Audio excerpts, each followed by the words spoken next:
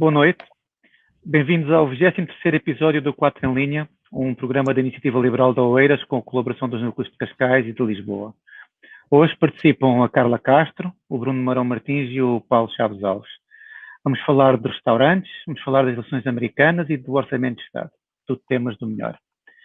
Antes de dar início às hostilidades, queria apenas recordar que continua a decorrer a recolha de assinaturas com vista a permitir a candidatura presidencial do Tiago Maia, já não faltam muitas, mas pedíamos a todos os que ainda não assinaram que o façam para concluirmos o processo. A ficha de assinaturas está aqui neste link que aparece no ecrã. E passamos à primeira notícia então da noite e vamos falar de restaurantes e passo então a palavra ao Bruno Marão Martins. Força, Bruno. Obrigado, João. Este tema nós assistimos este fim de semana, uma coisa inédita, ou pelo menos eu acho que é inédita em Portugal, eu não me recordo se alguma vez aconteceu ou quando é que aconteceu, que é uma manifestação de pessoal a pedir para os deixarem trabalhar. E atingimos o patamar do ridículo quando as pessoas vão para a rua pedir para que as deixem trabalhar. O tema que refiro, a notícia que refiro, foi algo que foi muito falado nos meios, que é o tema da restauração e as manifestações que houve a nível nacional com o pessoal da restauração, hotelaria e similares a pedir a comentar que as medidas que estão implementadas afetam todo o setor e vai prejudicar a economia de forma muito grave. E há algumas estatísticas sobre isso, que cerca de 43% das empresas de restauração, hotelaria e similares prevê-se que vão abrir insolvências ao final do ano. Até agora já houve 53% aproximadamente de empresas da área da restauração que abriram insolvência em comparação com o ano anterior. E isso reflete muito aquilo que o setor está a passar e muito aquilo que afeta a vida das pessoas, porque estamos a falar de muitos empregos, estamos a falar de muitas empresas, estamos a falar de não só diretos como indiretos, e isso tem implicações muito graves na economia. E tudo acontece, nós já falámos aqui nas últimas semanas muito sobre isto, e vocês sabem que eu sou um defensor acérrimo do equilíbrio entre aquilo que é saúde e aquilo que é economia, e os dois têm que coexistir e um não existe sem o outro, portanto não podemos entrar em extremismos de um lado e do outro, mas não deixa de ser caricato, e já falámos também sobre isto, que todas estas medidas, o impacto que estas medidas têm, vem do desgoverno que continuamos a ter por parte do governo de António Costa e das medidas que são apresentadas que não têm, isto no meu entender, obviamente, não servem o propósito de defender a questão da saúde, isso é visível, e pelo contrário tem impacto direto nas empresas e especialmente neste setor que tem sido muito fustigado nos últimos tempos. E isso podia-se resolver de forma simples, ou seja, e depois tem medidas, mais ou menos voltamos ao ponto ainda daquilo que é o ridículo. Então, nós temos restaurantes que a única coisa que fazem na vida é serviço takeaway, e segundo estas medidas, eles têm que parar de fazer esse serviço takeaway. Mas, na verdade, se eu for a um supermercado, já posso ter o serviço takeaway. Voltamos sempre ao ponto em que todas as medidas são feitas e são impostas à população, são medidas que desprovidas de qualquer nexo. E quando as medidas são desprovidas de qualquer nexo, e nós uma vez também já reiteramos esse ponto, eu não me canso de reiterar este ponto, todas aquelas que têm anexo deixam de ser seguidas porque a população não as vê como medidas válidas e, consequentemente, com impactos graves para todos nós. Dito isso, eu acho que continua a ser importante, e pelo primeiro temos estas manifestações, e acho que continua a ser importante cada vez mais as pessoas manifestarem-se, seja da forma que entenderem, que as medidas têm que ser tomadas de forma consciente e com nexo para servir efetivamente os propósitos daquilo que nós pretendemos, que é proteger a população e proteger a economia. E um não existe sem o outro, e é um ponto que também quero reiterar e voltar a falar sobre isso. Isso resolve-se coisas muito simples. Resolve-se disponibilizando os dados, efetivamente, para que possam ser analisados, ser tomadas medidas de forma concreta. Resolve-se não reduzindo o horário, mas eventualmente até alargando o horário destas empresas poderem operar e poderem servir a população, evitar concentrações. É um setor que, durante toda a resposta que foi feita e que foi pedida ao setor, eles sempre reagiram e sempre se adaptaram para poder continuar a trabalhar e, no entanto, são massacrados desta forma que não tem qualquer sentido e é um ponto que eu não queria deixar de trazer, que acho que é de extrema relevância. Temos uma manifestação em Portugal de pessoas a pedir para deixar de trabalhar. Tem que ser um ponto que tem que ser chamado a atenção e daí a escolha da Gorda para hoje e deixo os vossos comentários para falar um bocadinho sobre isso. Carla, comentas? É melhor ligar o microfone. Funciona melhor. Peço desculpa, consta que sim. Olha, obrigada por, antes de mais agradecer aos ilustres companheiros desta luta e a quem nos está a ouvir e a ver. É um tema realmente importante. Bruno, obrigada por teres trazido. Um detalhe que gosto sempre de recordar, que quem está ali, além dos restaurantes, são os restaurantes e todas as pessoas e os negócios que estão ali à volta.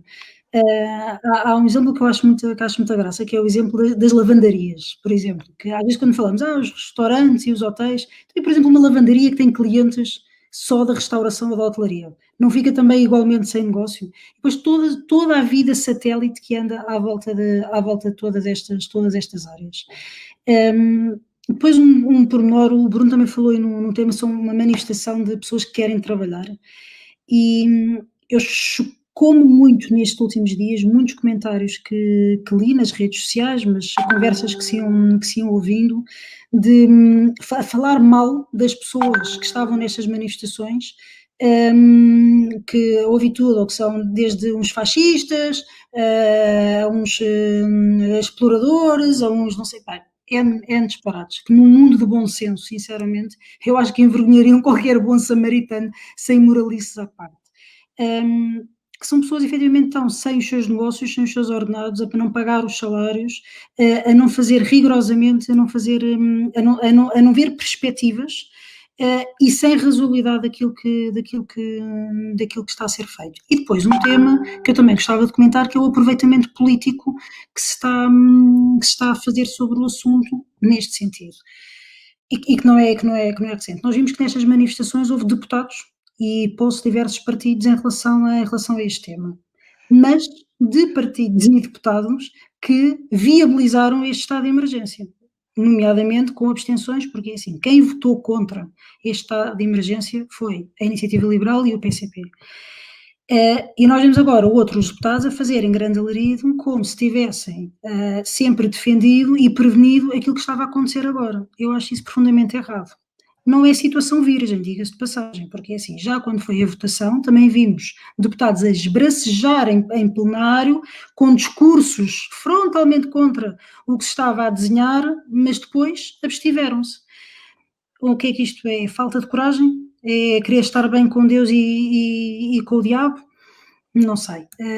Sei que não está correto, sei que as pessoas deviam ver isso, já que os próprios deputados, as próprias comunicações dos partidos, obviamente, estão-se a tentar aproveitar, mas eu acho que devia ser visível, não só para quem está nestas manifestações, mas para quem está a ouvir via comunicação social o que é que se está a fazer.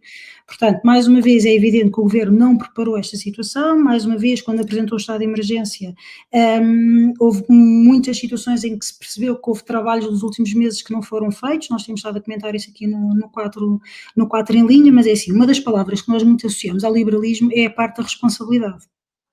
E nós também temos visto, tem faltado responsabilidade ao Governo, mas também não pode faltar responsabilidade a muita da oposição quando se está a imiscuir ou de criticar, ou de escrutinar, ou de apresentar alternativas. E, portanto, nesse sentido, a Iniciativa Liberal é um orgulho e é em tempos difíceis como os que estamos, vem mais à tona a necessidade de ter pessoas capazes e que no Governo já se viu que não o temos, então o escrutínio e a exigência é cada vez maior e, portanto, temos que estar todos bem alertas e ver o que é que se vai passar com a renovação do estado de emergência e quais é que vão ser os posicionamentos, nomeadamente os partidos que agora andam muito preocupados com aquilo que se via que ia acontecer. E pronto, eram os comentários que eu gostava de dar. Só duas notas aí, a renovação do estado de emergência não sabemos, porque há o Congresso do PCP, vai calhar na segunda renovação, portanto nós não sabemos, vai haver um estado de emergência agora, depois para um bocadinho. É uma pausazinha, não é? Uma pausa e depois recomeça outra vez o estado de emergência, porque vem o Natal e os feriados, e as pessoas são umas mazonas e depois vão viajar. Dar-te só mais uma nota aí também sobre aquilo que comentaste dos deputados que fazem o aproveitamento, e é curioso de perceber que, pelo menos em Lisboa, acho que isso aconteceu, havia as manifestações, efetivamente, das organizações de restauração e afins, e houve quem organizasse manifestação ali ao lado para se juntar mais ou menos, com umas cores políticas um bocadinho diferentes das outras, só para dizer que também fazia uma manifestação um bocadinho à parte, e depois apareceu na outra. É curioso, é certo que é só uma coincidência, e por acaso aconteceu, mas não deixa de ser curioso que aconteça sempre este aproveitamento e este populismo e este oportunismo e de certos deputados que, mais uma vez, de certeza que é pura coincidência. João, desculpa, eu estou lançadíssimo. Eu acho que isto é a minha última intervenção aqui, portanto, isto aqui está em loop, está sem som.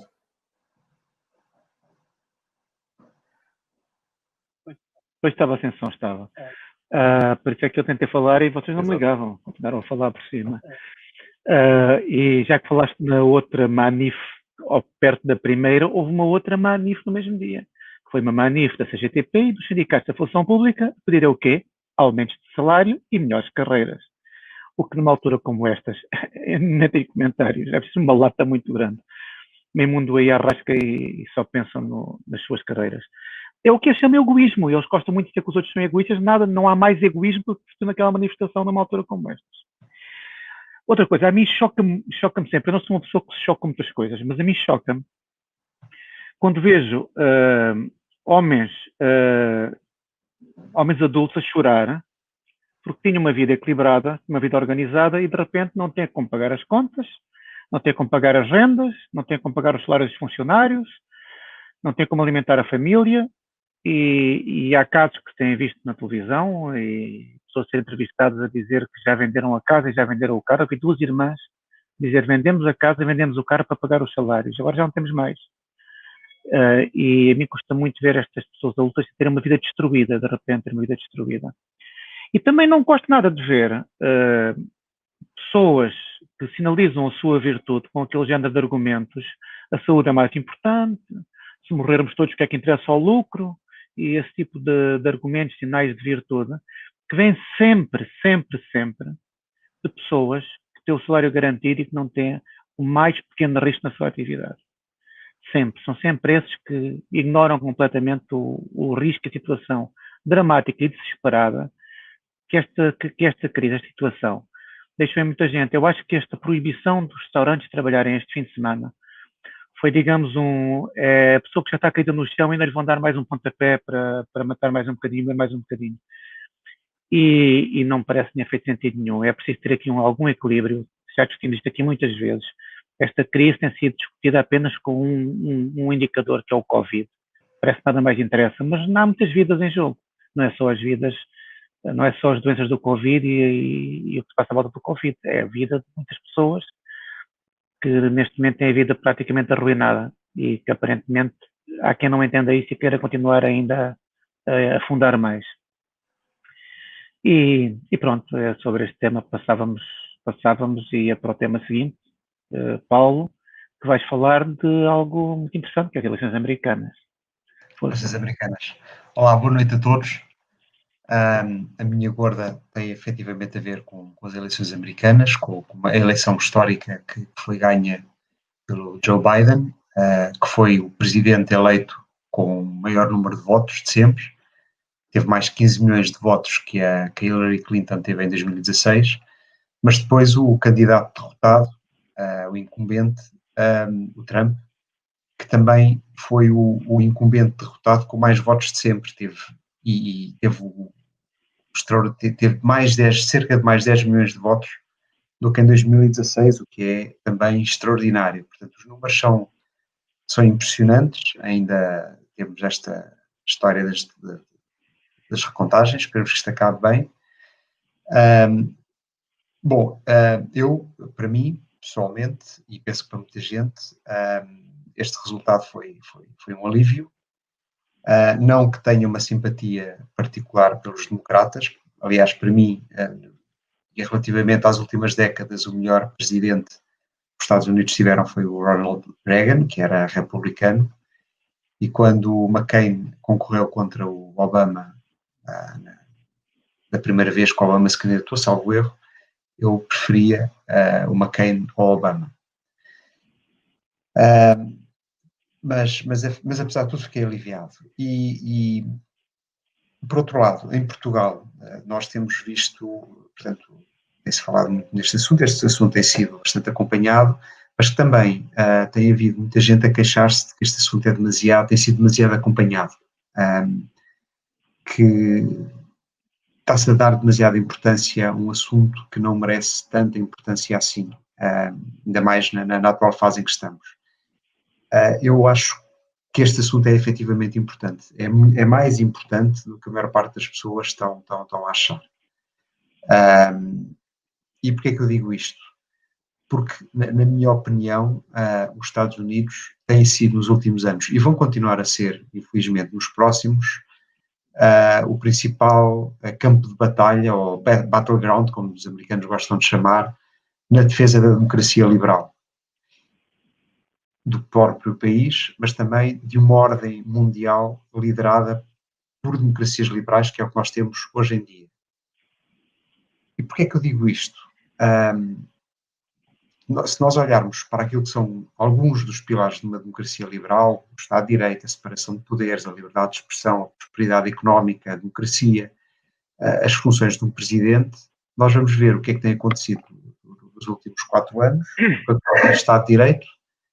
Vemos que o presidente, portanto, o presidente ainda em exercício, não quer saber da Constituição, anuncia em comícios que gostaria que os seus oponentes fossem presos, prefere de longe o nepotismo e a lealdade à competência. Quando falamos em separação de poderes, vemos que o presidente em exercício utiliza o Departamento de Justiça para vinganças pessoais, que perdoa sentenças de crimes graves cometidas por simpatizantes, pessoas da mesma área ideológica. Quando falamos em liberdade de expressão, vemos que o presidente em exercício insulta jornalistas e, ao mesmo tempo, mente descaradamente, que descredibiliza a comunicação social e tenta puxar as pessoas para redes sociais que estão infestadas de notícias falsas. Quando falamos de prosperidade económica, o presidente em exercício tem feito um bom trabalho, mas este bom trabalho não acredito que possa ser sustentável, porque é protecionista, limita a entrada de imigrantes com competências que fazem muita falta à indústria dos Estados Unidos, e é um negacionista climático, o que também não vai ajudar muito no futuro. Quando falamos de democracia e eleições livres, vemos, não está a haver transição. Já após as eleições estão a ser despedidas pessoas em funções-chave na área da defesa, e vimos há 2 ou 3 dias aquelas declarações impressionantes do chefe de Estado-Maior das Forças Armadas dos Estados Unidos, a relembrar que os militares seguem a Constituição, juram pela Constituição. E, finalmente, o presidente em exercício não se comporta como o representante da população do país inteiro. Não representa todos, não dialoga com todos, antes pelo contrário, como ainda vimos hoje, ontem, comporta-se como se fosse um incendiário que parece querer uma guerra civil. Ora, tudo isto que eu falei não é de uma democracia liberal de todo. Tudo isto que eu falei não tem nada a ver com uma democracia liberal. E quando nós começamos a falar de uma ordem mundial liderada por democracias liberais, que é o que nós temos hoje, portanto, América do Norte por um lado, Europa por outro, Japão por outro, Austrália e Nova Zelândia por outro, que são os grandes blocos que ainda continuam a ser predominantes relativamente à China, à Rússia, etc. Essa ordem mundial assenta numa estrutura de organizações internacionais que conseguem manter a paz há 70 anos, desde a Segunda Guerra Mundial. Tem a ONU, o Banco Mundial, o FMI, e depois também a União Europeia e a Organização Mundial do Comércio. Nós sabemos que o presidente em exercício dos Estados Unidos não quer saber da ONU e de várias agências da ONU, não quer saber e até acha que a União Europeia é, portanto, nefasta para os interesses norte-americanos. A Organização Mundial do Comércio nem falar, não é? Portanto, ele nem sequer colocou lá as pessoas que devia. Esta ordem mundial implica também colaboração com os aliados europeus, entre outros, e nós aí vemos o atual presidente muito mais alinhado com o Putin e com ditadores do que, por exemplo, com a Merkel ou com o Macron ou qualquer líder de uma democracia liberal. E esta ordem mundial também procura encontrar soluções para problemas comuns e que afetam todos, uma lógica conjunta.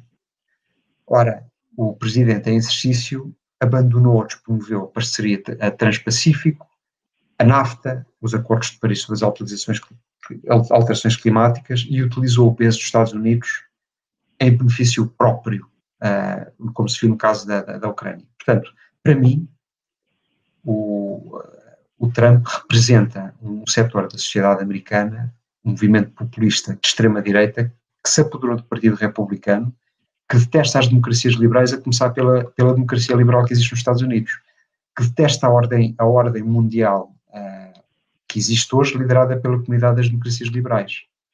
Portanto, é por estas razões que eu acho que o que está acontecendo nos Estados Unidos é muitíssimo mais importante do que parece à primeira vista. Porque nós em Portugal vemos muitas pessoas que nós sabemos que apreciam e que reconhecem que o modelo de democracia liberal é o mais importante e que, no entanto, dizem que o único problema que o Trump tem é ser bruto, ou ser bruto e não ter noção. Ou seja, criticam aspectos que têm a ver com forma, mas o problema do Trump não é um problema de forma, é um problema de fundo e grave. É que ele representa um grupo de pessoas que obviamente não são aqueles 70 milhões, mas há um grupo razoavelmente grande de pessoas nos Estados Unidos que pretende destruir a democracia liberal que existe nos Estados Unidos.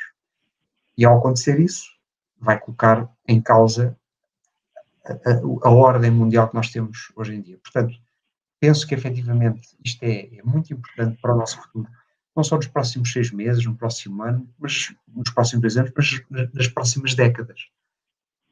Eu, quando falo de nós, estou a falar da Europa, no seu conjunto, e Portugal, que é um país de vocação atlântica e que, se perder a ligação com, ou seja, se os Estados Unidos se tornarem naquilo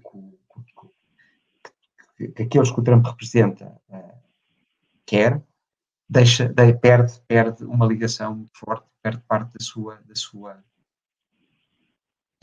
daquilo que nós somos hoje. Portanto, eu comecei por referir o Reagan e o McCain, que eram dois verdadeiros republicanos, e é uma pena que o partido, é uma tragédia que o Trump hoje e o trumpismo sejam os sucessores daquilo que foi o Reagan e o McCain. E pronto, e é por isto que eu acho que isto é importante. Comentário, Bruno? Faço um comentário rápido. Obviamente que as eleições dos Estados Unidos, dada a dimensão e dada o país que é, tem impacto no mundo inteiro, portanto isso não acho que não tem qualquer discussão.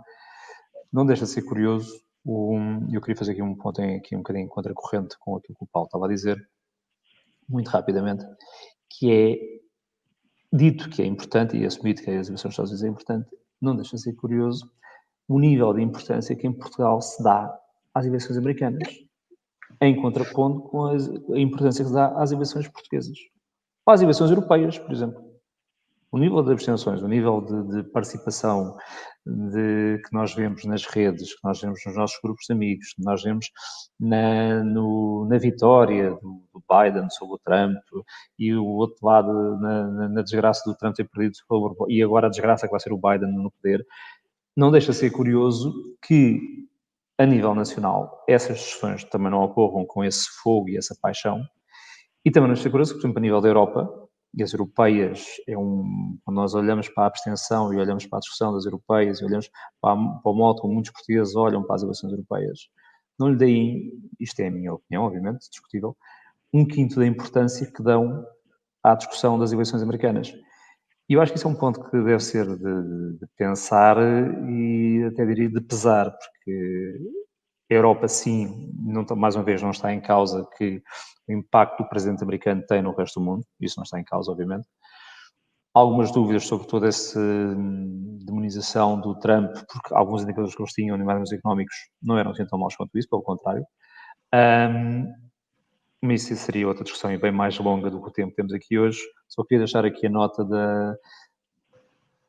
da importância das eleições americanas versus as eleições europeias e as eleições nacionais, e gostava que, ainda por mais nesta altura de falamos de desgoverno e da incapacidade de um governo pôr medidas na rua que efetivamente protejam a população a nível de saúde, a nível de economia, que as pessoas ponham um bocadinho a mão na consciência e se foquem nos problemas locais e nas eleições locais e no governo local, e se manifestem quando tiverem que o fazer, porque aí sim tem impacto direto naquilo que é a vida das pessoas e aí sim pode trazer soluções para a vida das pessoas. Portanto, era só essa nota, não desfazendo, obviamente, Paulo, a importância das eleições americanas. Claro.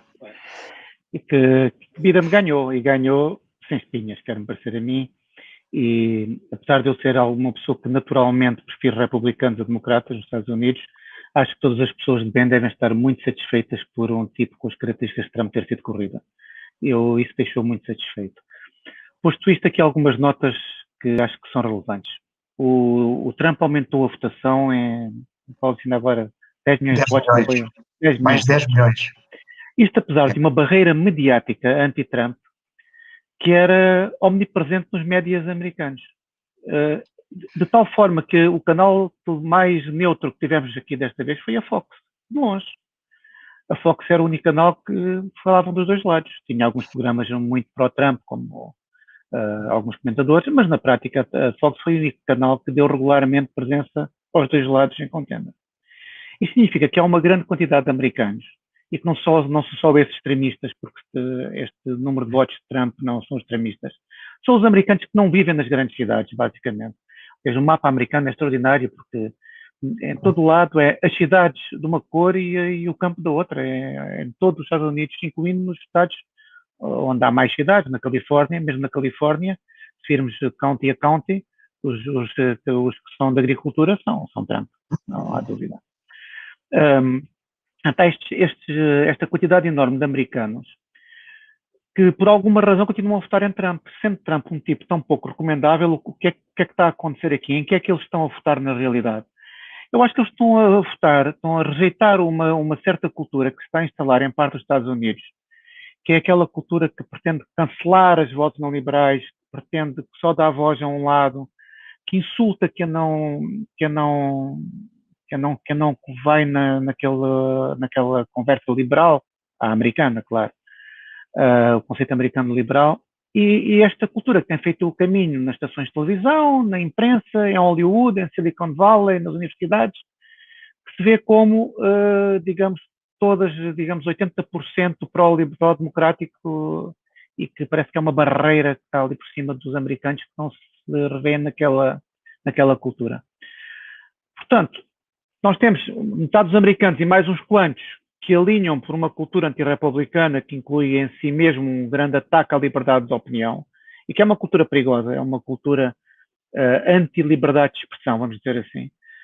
E não são todos, claro, que alinham nisto, mas vão arrastados nesta onda, e depois há metade dos americanos, menos um bocado, que rejeitam esta situação e votaram num gajo como Trump, que é uma coisa que a mim é preciso ter mesmo, tem que estar mesmo muito contra a alternativa para que isso tenha acontecido. Isto sugere que se os republicanos têm apresentado um candidato decente, desta vez teriam ganho com facilidade. É o que isto me sugere. E estes 4 anos que aqui vêm, que são 4 anos de Biden, não sei se Biden vai acabar isto, ele é muito mais fraco. Quer dizer, os americanos tiveram um grande presidente que foi o Obama, tipo com classe, podemos não concordar com as políticas de Obama, mas era um tipo apresentável, recomendável. O Biden não sei se é exatamente a mesma coisa, eu tenho desconfio que ele está lá para ser substituído a meio do mandato pela Kamala Harris, mas vamos ver. Mas se o Biden continua a alimentar, e assim como o Trump alimentou os grupos de extrema-direita que o apoiavam, era quase incapaz de dizer que, dizia de vez em quando umas bocas só para desfazer, mas era quase incapaz de renegar o apoio da extrema-direita norte-americana. Se o Biden continuar a alimentar grupos como os Antifas, os BLM, esta cultura de cancelamento do outro lado direito, este espaço, que é o chamado espaço woke, os safe spaces, aquelas tontices das pessoas que protestam contra as microagressões, as discriminações positivas que por nada, os sentimentos de culpa, como se os nossos bisavós ou trisavós tivessem agora fôssemos culpados pelas coisas que eles fizeram. Eu estou convencido que se isto continuar a crescer, vai continuar a alimentar os extremos e daqui a 4 anos um candidato republicano minimamente moderado recupera facilmente a Casa Branca. É o que eu julgo que pode acontecer.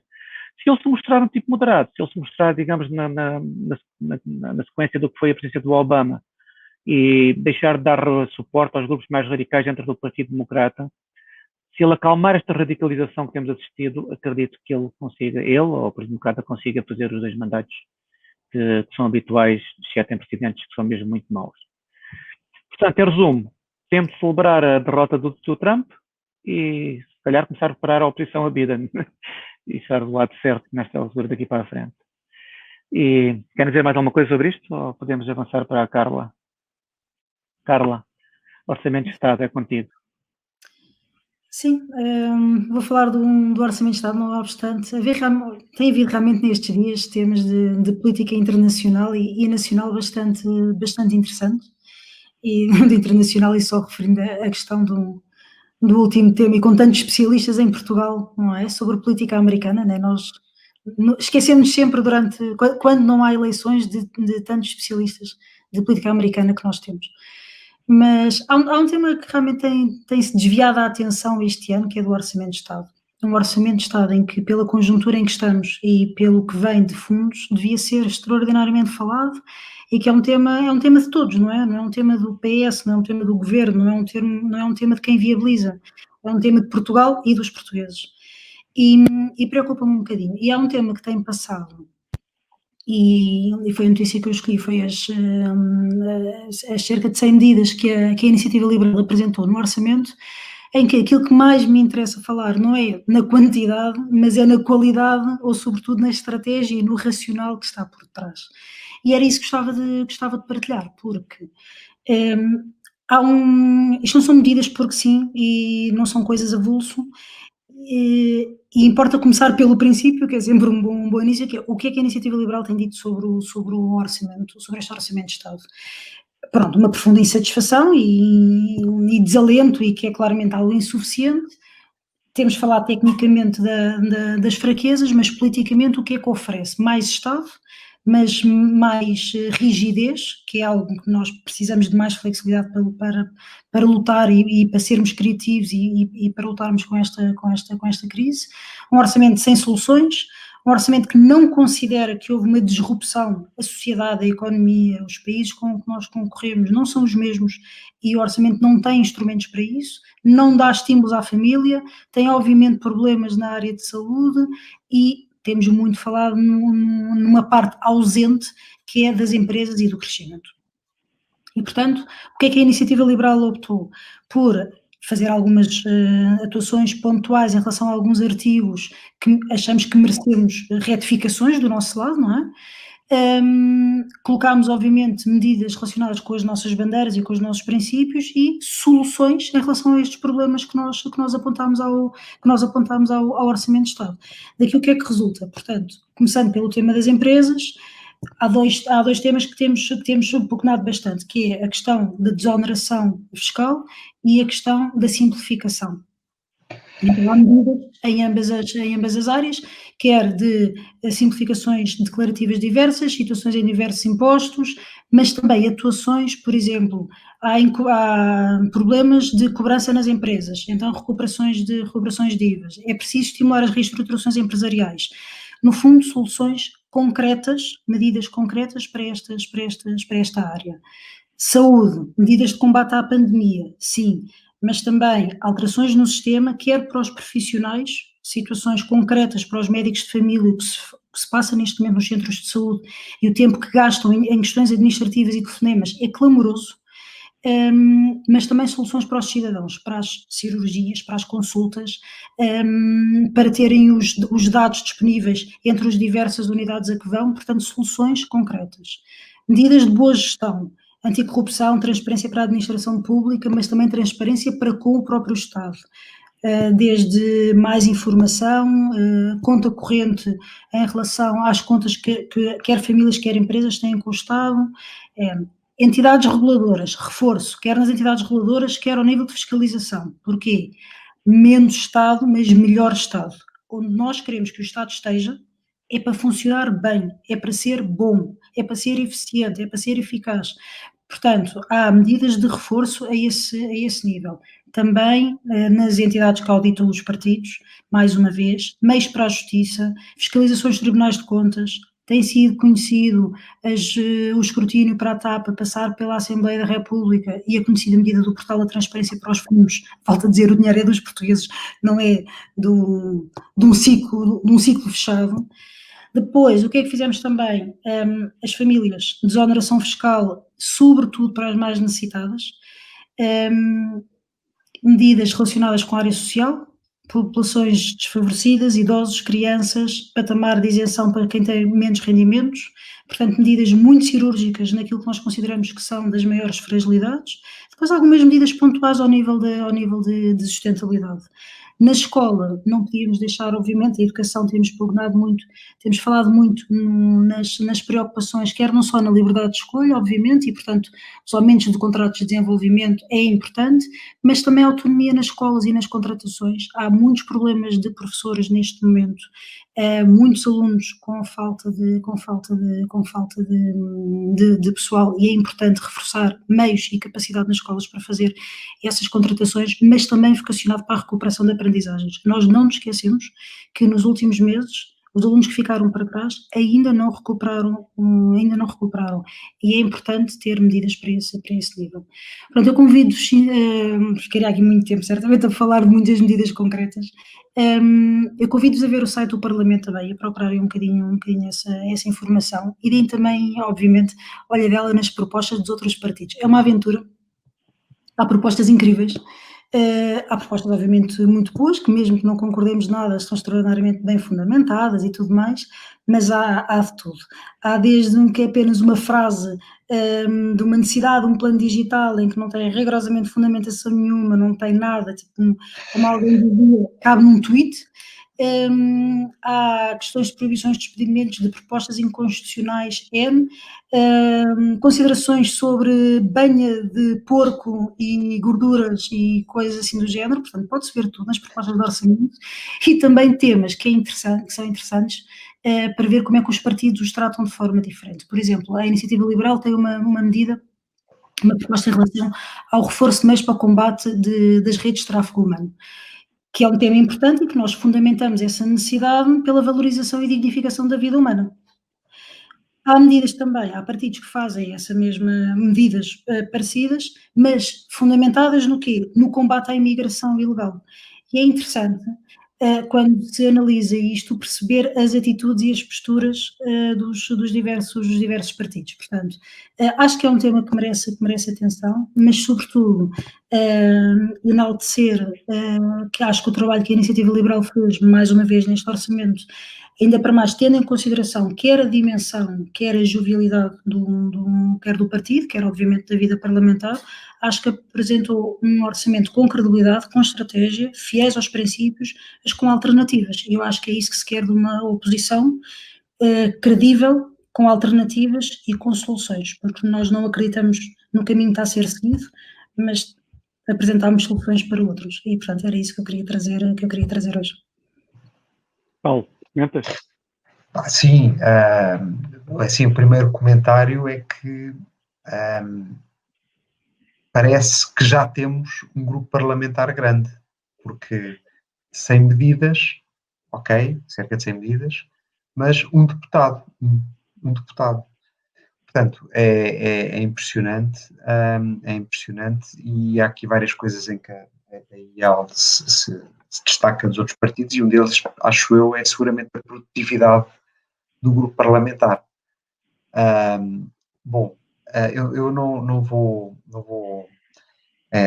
entrar em grandes detalhes, mas aquilo que eu queria lembrar é que, efetivamente, neste conjunto de medidas, que é muito grande, mas são medidas que focam situações concretas, problemas concretos, e que procuram dar resposta a esses problemas.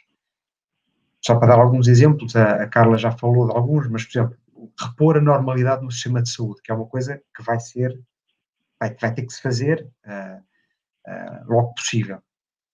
Exemplo, o vale cirurgia concedida à data da consulta e não na altura em que é cedido o tempo de resposta, aquilo que eles chamam de tempo máximo de resposta garantida, para que as pessoas não fiquem com o tal val só no momento em que já é tarde demais.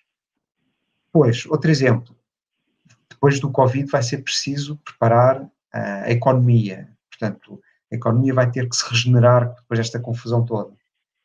Um exemplo concreto, o incentivo às reestruturações empresariais, que é um aspecto importantíssimo, precisamente para que o tecido empresarial se reconfigure. Outro exemplo que tem a ver com um problema antigo e que continua em Portugal, que é o envelhecimento da população. E aqui temos também um exemplo concreto, a redução de IVA para a alimentação para bebés, portanto, a proposta de passar para a taxa mais reduzida. É uma daquelas coisas que nem se percebe, no meio de tantas coisas em taxa reduzida, como é que isto ainda não estava lá. Depois, claro, a questão da falta de transparência, que é um flagelo em Portugal e que continua a ser um flagelo em Portugal. O portal de transparência do processo de execução dos fundos europeus, que é um bom ponto de partida para começar a tratar esta história da transparência como deve ser. E, finalmente, as taxas e os impostos, taxas e taxinhas, como, por exemplo, a derrama estadual, é um imposto que ficou esquecido e que é das dezenas de impostos que continua e que já nem se percebe muito bem porque aquilo existe, mas existe. O imposto municipal sobre transmissões onerosas de imóveis, o IMT, portanto, e a possibilidade de isentar quem quer comprar casa própria numa zona urbana.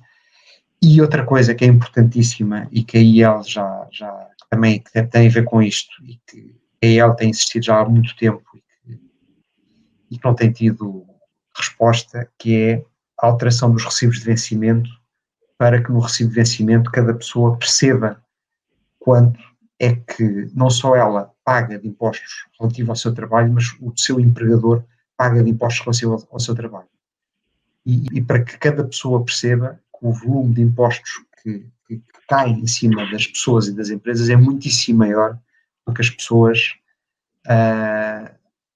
conhecem. E pronto, era tudo o que eu tinha a dizer. Ou seja, havia muitíssimo mais a dizer, mas no tempo que temos não dá mais. Eu também já não vou comentar muito. Só queria chamar aqui a atenção para uma curiosidade dos orçamentos em Portugal. Este orçamento é um orçamento que pela primeira vez ultrapassa os 100 mil milhões de euros de despesa pública. Ou seja, é um orçamento completamente anticíclico, o que, numa altura de crise, é o que tradicionalmente se diz que deve fazer, é orçamentos anticíclicos. Mas o que acontece é que quando Portugal cresce, os nossos orçamentos são procíclicos. Quando Portugal cai, são anticíclicos. E o que é certo é que numa altura em que o PIB vai cair e vai cair muito, em que vai aumentar muito, vai diminuir muito a capacidade da economia de suportar o custo do Estado, faz-se um brutal aumento de despesa pública, uma vez mais, e que ainda vai aumentar mais, possivelmente com aquelas medidas que os partidos de extrema-esquerda e de esquerda apresentam e que põem como condição para viabilizar os orçamentos. O que significa que Portugal vai aumentar, vai ter um déficit tremendo durante o ano que vem. Já era de esperar alguma coisa devido ao Covid, como é evidente, mas vai ter um déficit muito grande. E que, na verdade, isto tudo acontece porque nós estamos fiados que havia os 15 mil milhões de euros para podermos gastar à vontade, mas esquecem-se que os 15 mil milhões de euros acabam, se esgotam-se, e nós cá ficamos a ter que pagar toda esta rigidez adicional que se enfia em cima do orçamento. Isto é a história de Portugal, a despesa do Estado cresce sempre. Tivemos ali a período da Troika, que fomos obrigados a cortar um bocadinho, o que o Tribunal Constitucional deixou cortar, mas de resto o nosso sentido de governo de um socialista é gastar sempre mais. É sempre mais. E, portanto, eu não vejo que isto vá correr muito bem. Não. As medidas que a Iniciativa Liberal propõe, algumas mais importantes, outras talvez menos relevantes, mas é um trabalho sério, tudo justificado, tudo com as suas razões. E há muitas mais medidas destas que podemos apresentar nos próximos anos, porque a simplificação fiscal e simplificar a vida das empresas é um caminho muito longo. Eu costumo dizer que quando o dia tinha um código do IVA anotado, que tinha 1000 páginas, dizia que quando aquele livro tivesse 100 páginas, nós tínhamos chegado a algum sítio. Não faz sentido nenhum ter a quantidade de exceções que nós criamos na legislação, é uma coisa absolutamente ridícula. Por causa dos países da Europa, onde as empresas gastam mais tempo e mais recursos só para cumprir obrigações fiscais.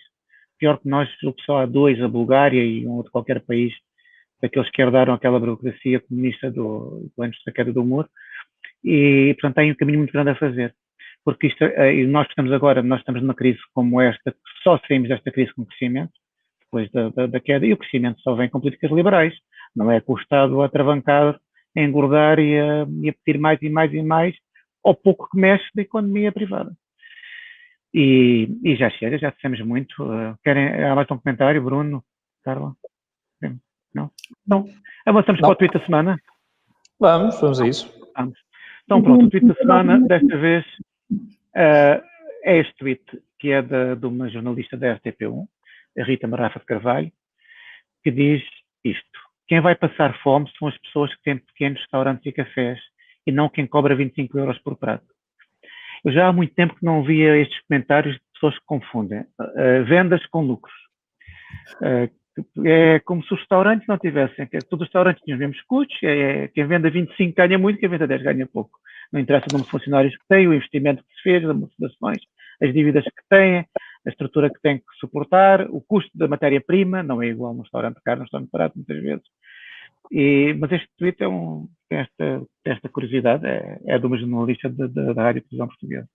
E não é só isso, deixa-me só complementar um ponto, que é, muitas vezes o pessoal olha para o custo da matéria-prima como aquilo que tem à frente e esquece que aquilo que tem à frente tem empregados, tem conta da luz, tem regulação que tem que cumprir, tem um conjunto de custos que ninguém dá importância e que estão lá todos. Portanto, aquilo tem um valor muito superior só à matéria-prima que tem confeccionada à frente. E lá está, essa literacia financeira falta muito em Portugal e é uma pena.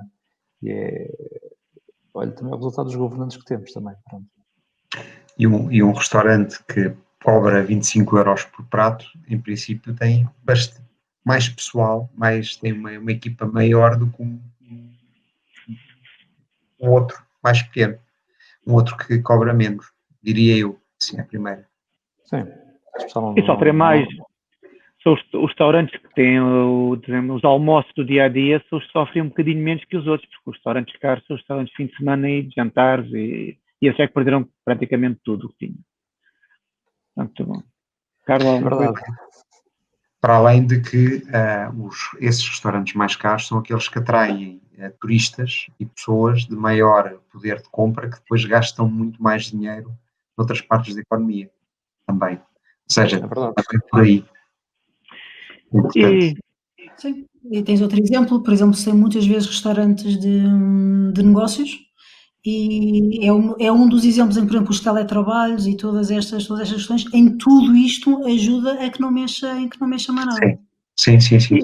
E por falar em restaurantes caros, uma pessoa que tem estado na Berlim é o Lubomir, porque meteu-se com o PS e agora está a levar por todos os lados. É ver as redes sociais e as contas associadas ao PS a bater no pobre Lubomir com comentários muito xenofóbicos às vezes, não é? Xenofobia por ali, volta para a Bósnia, vai para a tua terra. Mas é xenofobia do bem, porque vem daquela área do bem. É do bem. E pronto, vamos fechar, já vai longa a sessão.